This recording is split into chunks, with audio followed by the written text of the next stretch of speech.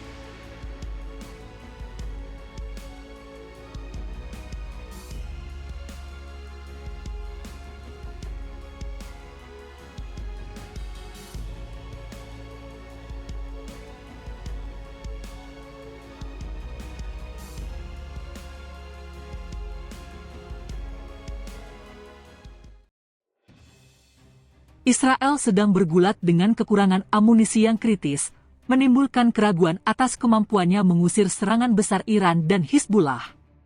Apalagi muncul kekhawatiran negara-negara Arab tetangga tidak menawarkan dukungan yang sama kepada militer Israel seperti sebelumnya. Kekhawatiran muncul setelah tindakan agresi terbaru pendudukan Israel yang menewaskan pemimpin Hamas Ismail Haniyeh di Teheran, Iran, dan Komandan Senior Hizbullah Fuad Shukor di Beirut, Lebanon. Teheran memperingatkan negara-negara Arab yang membantu pendudukan Israel terakhir kali, ketika Iran melancarkan serangan besar-besaran yang melibatkan 300 rudal dan pesawat nirawak, untuk tidak menghalanginya kali ini.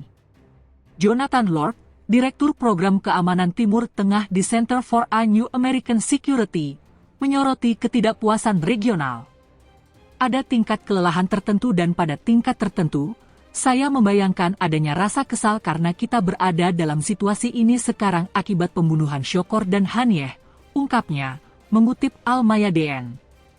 Dengan Hizbullah yang siap membalas kematian Shukor, mereka diperkirakan akan menggunakan cadangan strategis berupa rudal berpemandu presisi yang menargetkan wilayah selatan Palestina yang diduduki.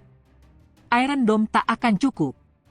Tom Karako, Direktur Proyek Pertahanan Rudal di Pusat Studi Strategis dan Internasional, memprediksikan kuatnya tekanan pada pertahanan pendudukan Israel.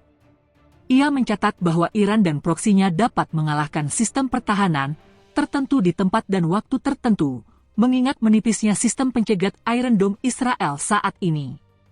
Itu kapasitas inventaris Iron Dome. Tidak ada cukup Iron Dome di dunia untuk menangani 100.000 roket, dan itu bukan kesalahan Iron Dome atau sistem lainnya.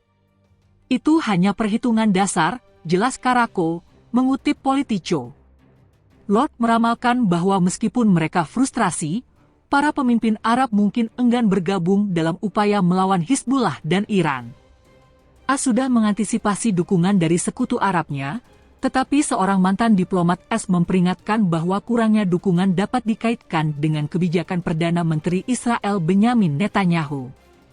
Ini adalah masalah frustrasi bersama dengan konflik di mana tidak ada pihak, baik Hamas maupun Netanyahu, yang terbukti mau berkompromi, kata diplomat itu.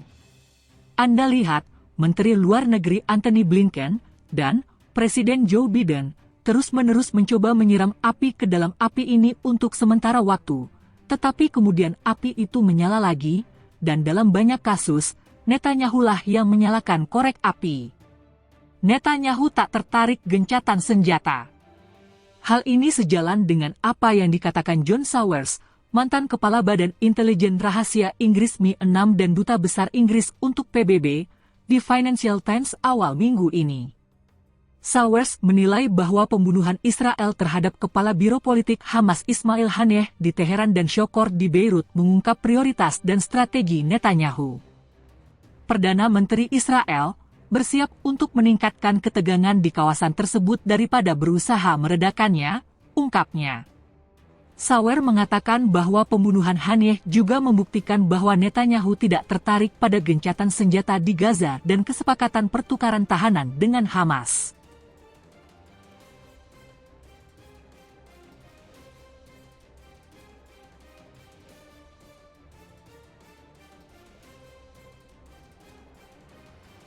Ia juga menambahkan bahwa pembebasan tawanan Israel yang ditahan di jalur Gaza tidak menjadi fokus utama dalam strateginya karena ia telah menolak sejumlah kesepakatan yang didukung oleh pejabat keamanannya sendiri. Dalam konteks terkait, Bloomberg membahas ancaman yang dihadapi Israel dan sistem pertahanan udaranya saat bersiap menghadapi kemungkinan serangan udara baru dari Iran, Hizbullah, dan Yaman.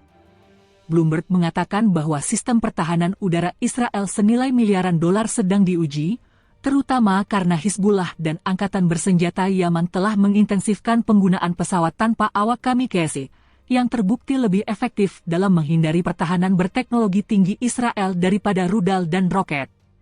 Laporan itu menyebutkan bahwa Iran diyakini memiliki persediaan besar rudal balistik dan jelajah, serta pesawat tanpa awak murah, yang digunakannya pada pertengahan April dalam pembalasan terhadap agresi Israel karena telah menargetkan konsulatnya di Damaskus. Mengenai Hizbullah, Bloomberg menekankan bahwa kelompok Lebanon itu diyakini memiliki persenjataan lebih dari 150.000 rudal, termasuk rudal jarak jauh dan rudal berpemandu presisi. Menurut penilaian Israel, rudal-rudal ini berpotensi menjangkau jauh ke Israel, menargetkan kota-kota besar dan aset-aset strategis seperti pangkalan militer, bandara, jaringan listrik, dan rumah sakit.